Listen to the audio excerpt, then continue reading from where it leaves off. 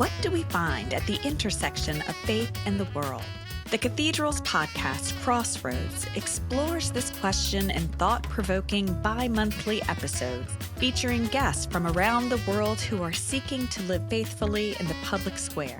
This is a safe space for tough questions around faith, politics, technology, and our responsibilities as citizens. So pull up a chair and meet us as we search for a better way forward. Welcome to Crossroads, where we discuss the intersection of sacred and civic. I'm your host, Jo Nygaard Owens.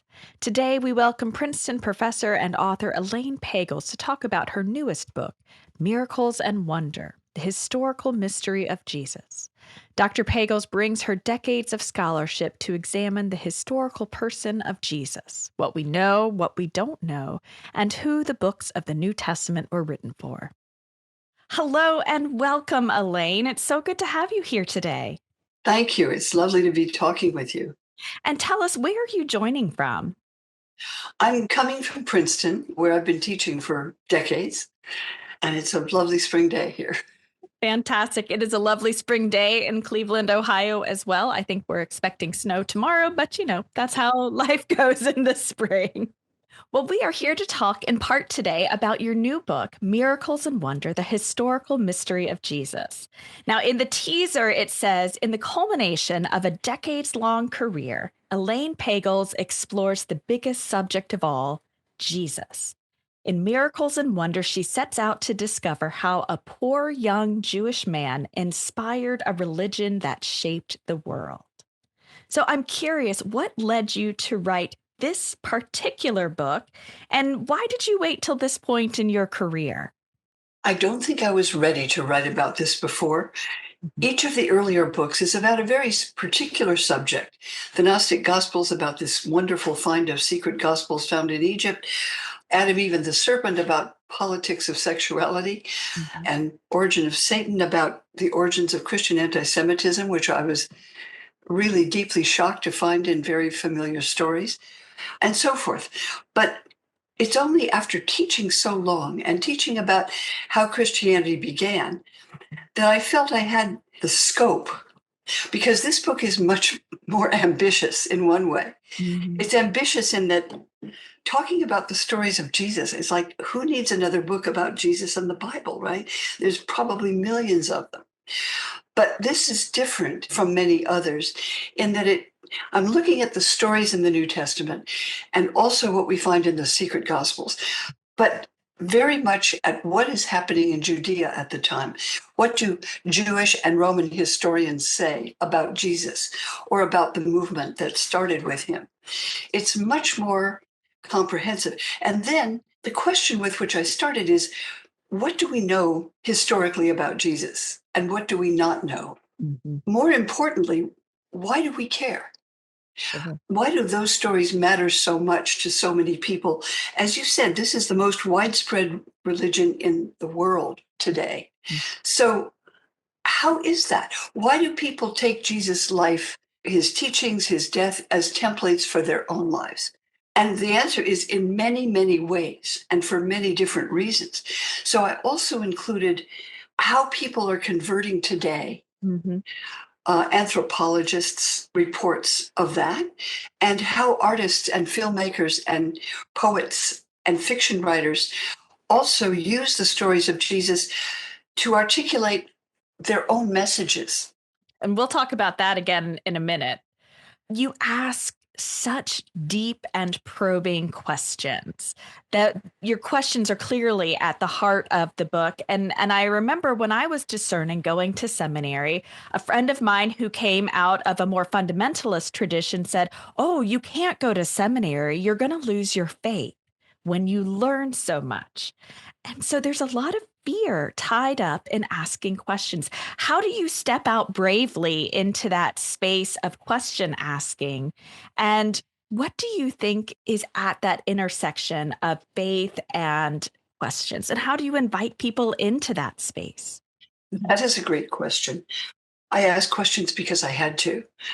There was a time in my life in adolescence, which is a great time to be converted, when I joined an evangelical church. I was inspired by the message, having been brought up with a very nominally Christian family, and who basically scientist father who thought these stories are all nonsense. This is a kind of archaic relic of some ancient civilization that didn't know anything about science. But now that we have that, we don't need religion. That's just obsolete. Mm-hmm. But it hit me very hard. I was converted. I loved Jesus. I was excited by God and Satan and the cosmic drama in which we could participate. Mm-hmm. It was enormously powerful at the age of 14 or 15. And then I had to leave it because what happened in that church struck me as entirely counter to what I'd heard about God's love. Mm-hmm. And so that's when the question started. How did this movement start? Who was Jesus anyway? And how do those traditions affect us so powerfully? And how does it get interpreted in so many different ways? Well, that's part of its endurance, of course. Mm-hmm. I mean, that it survives. I don't think it would survive, or any such tradition, if every generation didn't pick it up and transform it in some ways. So it has to be quite open to interpretation. But as you said, many people in this country, Joe, have been influenced by fundamentalism, Mm-hmm. which, as you know, it started in the early 20th century when a group of ministers decided, well, we all are saying different things in different churches, so we have to talk, what are the fundamentals? And what they decided is particularly American. They said, we have to take the Bible literally, every word. Mm. It all happened, creation in 7 days, Noah's flood, everything exactly as it's written. And that, of course, is not the way the scriptures were written, No. because they're full of metaphors and images for realities that are beyond everyday life. But that approach forbids questions. Right. And as one of my favorite church fathers to spar with in the 2nd century, Tertullian said, yeah, questions make people heretics. Mm-hmm. That's what you were told too. Watch out. Yeah. Don't ask the questions. And I had to. And I think it's led to a lot of very challenging and amazing discoveries about the Christian movement. We can see your wrestling on the pages as you're talking about these original sources and pairing with the questions and how folks have interpreted through history. And it's fascinating to watch how those questions resolve themselves or don't. We can't have all the answers. And you plainly state that. Did you have any fears when you set out to answer these questions? Oh, yes. Some questions have to be left somewhat open because the whole history of Christianity, as I came to see it, is a history of interpretation, right? Interpretation after interpretation for 2,000 years so far, and it's still happening, right? So that you find Christians who are Russian Orthodox and Pentecostal and Christian Science and just an extraordinary range of denominations, because people have asked questions and had different situations that they needed to confront. Mm-hmm. Mm-hmm. And they needed the tradition to speak to that. So I did, of course. When I wrote the Gnostic Gospels, I knew that many people, including our professors at Harvard, said, my favorite professor, Christopher Stendhal, just a brilliant man and wonderful. He said, when you read these texts, which we were reading for the first time, Mm-hmm. he said, you have to be careful. They are just weird. And so we stood warned. They were weird, and they were going to have full of garbled things and crazy passwords and just obsolete sort of magic stuff and useless garbage, basically. Mm-hmm. Mm-hmm. So that's what we went in expecting. We didn't find that. That was a surprise. Well, let's talk a little bit more about the Gnostic Gospels. You made quite a name for yourself when you published your book, The Gnostic Gospels, won lots of awards. So how do you continue to engage these texts in conversation? For our listeners who are not familiar, will you give a brief history of what the Gnostic Gospels are, why they're so controversial, and finally, if you had to choose one to include in our modern canon, which would it be? First of all, Joe, there are four Gospels, of course, in the New Testament. We all know that. But before that canon, which it means a standard, right, was formed, there were actually many more. We have names of other Gospels, like the Gospel of Philip and the Gospel of Peter and the Gospel of Truth and the Gospel of Mary Magdalene. Many more were proliferating as followers of Jesus in the early generations after his death were trying to understand and interpret and share his message as they saw it, but they saw it differently. Mm-hmm. What differentiates the Gospels in the New Testament is that they claim to teach the public teaching of Jesus, which he taught on the hills of Galilee with thousands of people. Mm-hmm. The other Gospels, so-called Gnostic Gospels, we didn't know what to call them, so we threw that name in.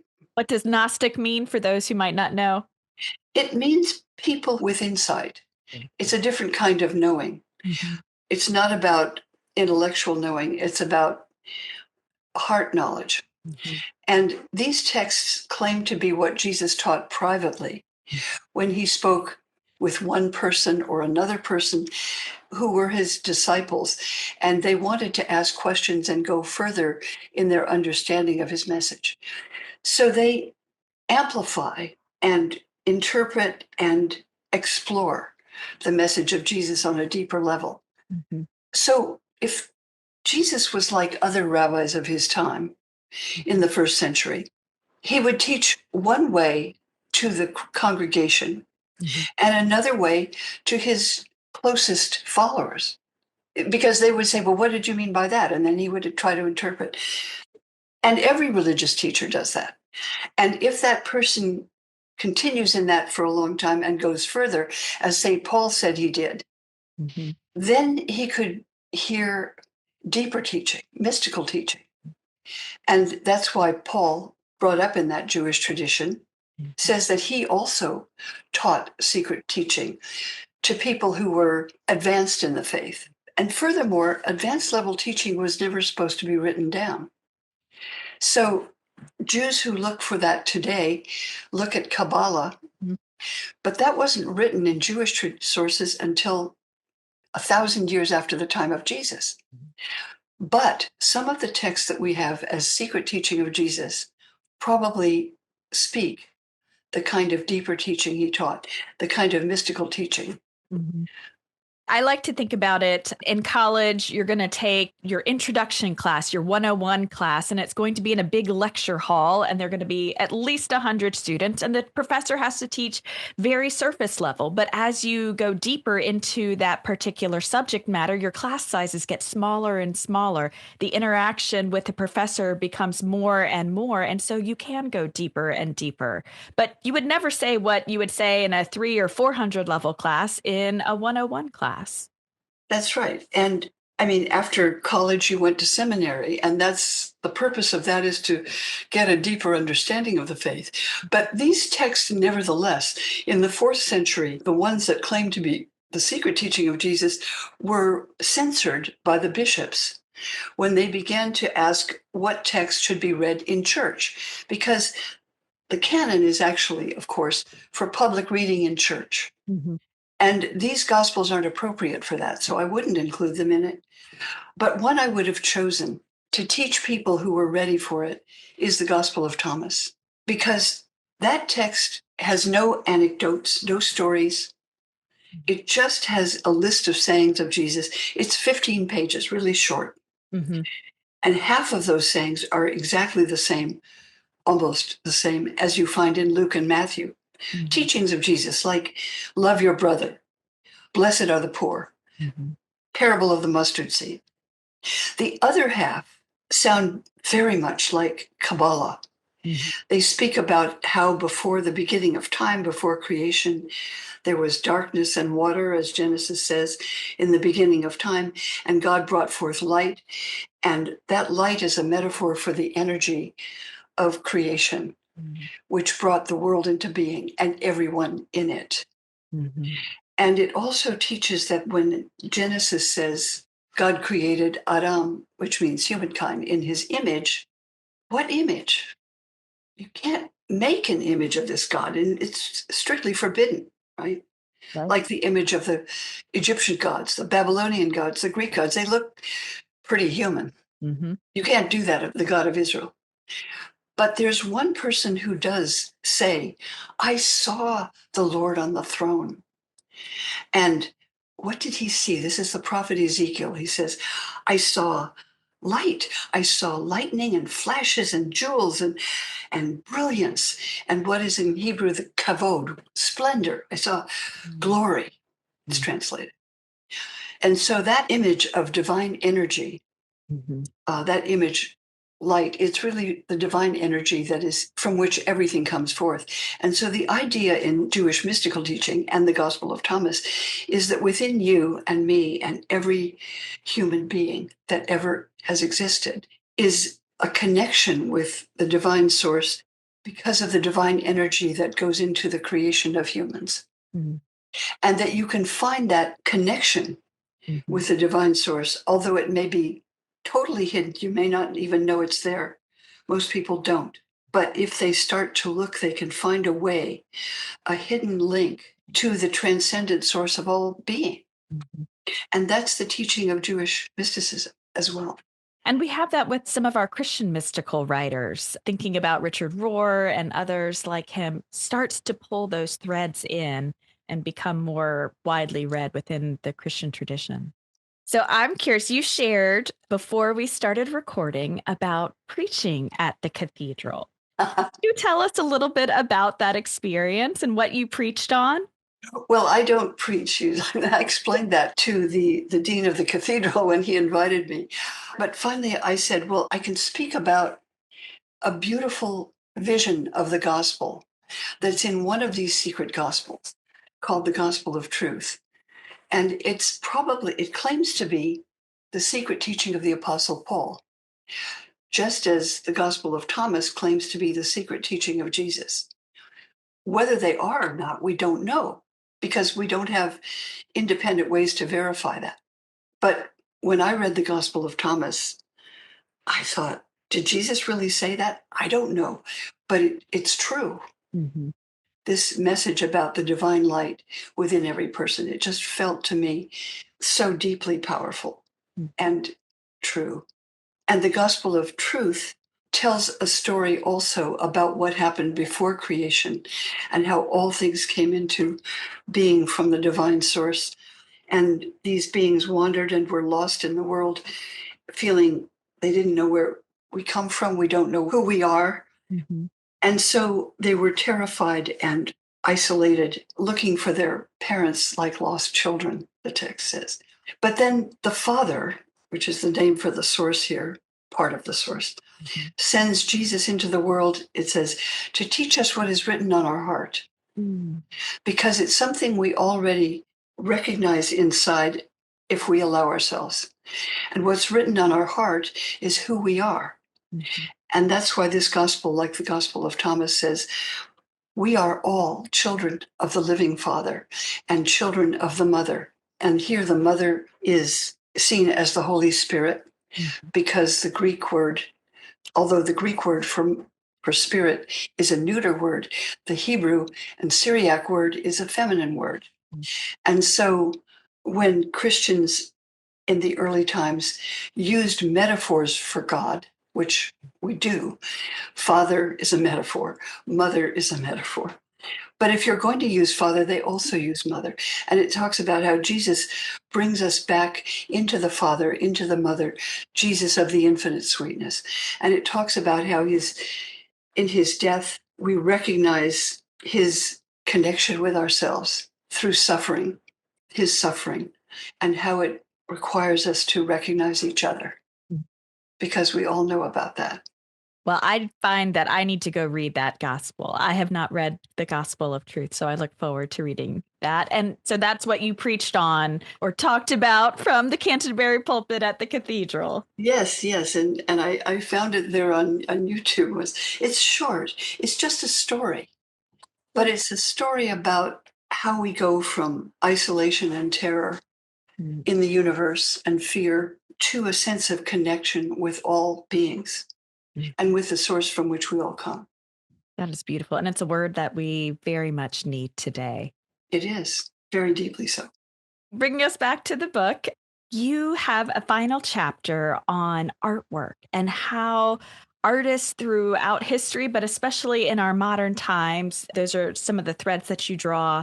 Look at the gospel stories, not always people of faith, and what they pull out and how that is transformative. The two that really stood out to me that you share are Chagall's White Crucifixion, painted in 1938, and the stained glass window designed by John Petz for the 16th Street Baptist Church in Birmingham, Alabama. Will you tell us a little bit about these two works of art? Had you seen those? I had, but I don't know that I knew the full stories The of it. full story. Well, what really strikes me is you don't have to be a Christian to take up the stories of Jesus and apply them to speak your truth. Mm. Right? And 1938, Marc Chagall, of course, Jewish, and had done many paintings that had to do with Moses, had to do with the prophets, many deeply steeped in the Hebrew Bible as he was. When the war started, and the Nazis declared his painting to be decadent, his life was in danger. He fled to France and he started to paint obsessively one subject, and that was crucifixions. Because Christians in Germany, Catholic and Protestant, were saying that Jews were an evil people because they were guilty of the crime of killing God, of killing Jesus, leading to the crucifixion, which is, by the way, unhistorical. But nevertheless, Chagall took the image of Jesus on the cross and painted him as a Jew with a prayer shawl over his loins and Hebrew over his head, and the Lord saying, "This is my son." And there's an image of Abraham, Sarah, and Jacob in the upper part of the painting above his head. So Chagall, of course, not being a Christian, had a double-edged sword. I mean, he took the image in a positive way as a symbol of Israel. It's very powerful. And most people who know Chagall's paintings think about lovers and bouquets and joyful scenes. And many have never seen those amazing paintings of crucifixion. He painted them, dozens of them. So I put 5 of them in the book. The second, as you mentioned, is also aimed in a very complex way. The original window at the 16th Street Baptist Church in Birmingham, Alabama, which is a Black church, is one that you see all over the world in Protestant churches. Jesus knocks at the door of the heart, and it's a white Jesus, of course. Yeah. That was the original window. When the Ku Klux Klan burned crosses and bombed the biggest Black church in Birmingham, killing 4 little girls in Sunday school, an unforgettable tragedy for this country. The face of Jesus was blown out of that window. Only the face. It's very striking. And there's a picture of this in the book, and I'm sure it's available online as well. But. Oh, yes. And then they had to replace the window. So there was a Welsh glassmaker in Wales who knew about this horrendous episode. And he and his people made a window and sent it as a gift to the church. It's now there. And in it, he pictured Jesus on the cross, a Black Jesus. And it says, "Whatever you do to the least of my brothers and sisters, you do to me." And that isn't a promise here. It's kind of a threat. Yeah. This is what you do. Right. To my brothers and sisters. So it's very moving. And John Petz also takes a 20th century message and can speak it in the language of an image of Jesus. They're both so powerful and have so much to say to us ongoing. Sonia, is there anything you want to add? Elaine, you were saying that we have to find a way to transpose the story of Jesus into our own context, into our own lives. Mhm. One way in which this happened in the United States, especially, was with the transcendentalists, right? I mean, they were looking at nature, they were looking at visual expression, right? Yes, To find that connection yes, with the divine. And the premise, in a way, of your project, the historical Jesus, is to go back to the roots of the initial story, let's say, right? Only to discover the myriad ways in which it continued to be adapted in different cultures and different times. So I would love to hear your thoughts about this very human need, it seems, to take some truth, and then transcend to the divine by making it particular to yourself. yes. What you say about transposing the stories, I think about it as, if you learn to play the piano and you play Bach, and then you transpose it into a completely different key to play a composer who writes very differently, that's really what the stories do. As you say, the meaning is actually very personal to every person in some ways, or to every group. And sometimes you don't find it. Sometimes you have to create it. And I believe that followers of Jesus, when confronted with his terrible, shocking death, they found meaning. Mm. They thought about the death of Jesus occurring around the time of Passover, when lambs were being slaughtered for the Passover meal. And they thought, well, maybe it's like that. Maybe he's a sacrifice. Mhm. Maybe there are different ways to understand the death of Jesus. And so people continue to find meaning, as these filmmakers do, as these artists do, as many Christians do in their own lives. Amen.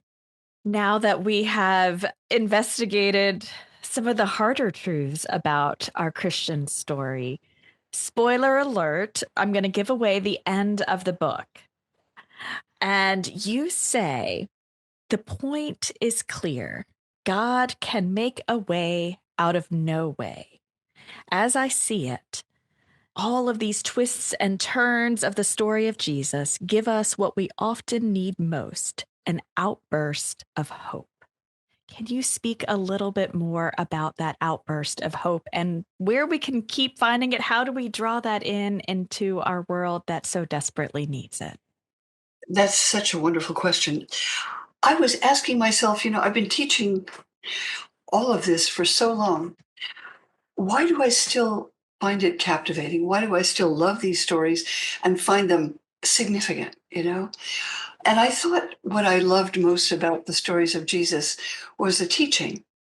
When I wrote Beyond Belief, it was about the teaching of Jesus, the way he speaks about relationships, Mhm, which is powerful and unique, mhm, about caring for everyone in need, not just people like yourself, but people who may not deserve it, people who might be even your enemies. It's a powerful message. It resonates deeply.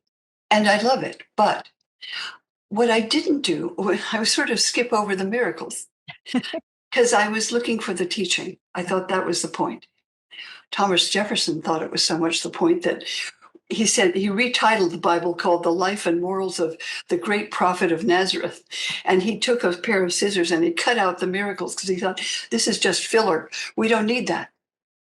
This time, at a different age of my life, I thought, what's powerful about the biblical stories, and that starts with Genesis, is that they have a typical movement. They start in a world that we know, in which people are oppressed. People, for example, in the Genesis or Exodus story, they are slaves in Egypt. They're burdened and oppressed, and their children are being killed. And the Lord delivers them, and they go to a promised land and they create a great nation. mhm. Or Daniel's in the lion den and thrown there to be ripped apart by wild animals, and he comes out alive. Or Jonah is swallowed by a whale, and the whale sends him back into the world. Yes. And Jesus dies a horrendous, painful, and tortured death, and he comes back. And throughout the Gospels, there are miracles he does. The blind man receives sight.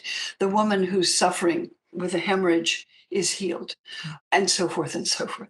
So all of these start in the world we know of suffering and pain and death and fear, and they move into hope. And I realized that that inspires us, that gives us hope, because we know about suffering. We know enough. And the joy and the hope of conviction that Martin Luther King was right, that the arc of history is maybe long, but it leads toward justice. It leads toward freedom. It leads toward humankind recognizing its unity. Amen. Thank you so much, Elaine, for sharing your wisdom with us today, for all that you have shared in your books.